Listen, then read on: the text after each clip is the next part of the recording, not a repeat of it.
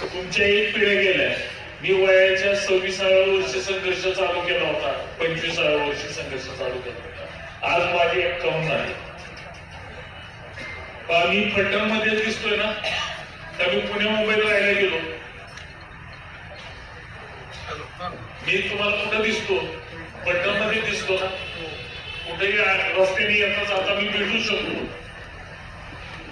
असेच आमचे नगरसेवक आहेत की जे नगरसेवक आता तुम्हाला आधी अडचणीला फलटण शहरात कुठलाही प्रश्न असेल फलटण मध्ये, आणि नगरपालिकेकडनं काही लोकांची अपेक्षा असतात की रस्ता ते खड्ड्याचा मिळावा, जिथं लाईट नसेल तिथं लाईट मिळावी, पाणी वेळेवर यावं, आणि कचऱ्याची गाडी सकाळी लवकर वेळेत यावी, आणि कचरा घेऊन जावी, आणि रस्त्याच्या कडेची जी काही गटर आहे ती वेळच्या वेळी साफ व्हावी.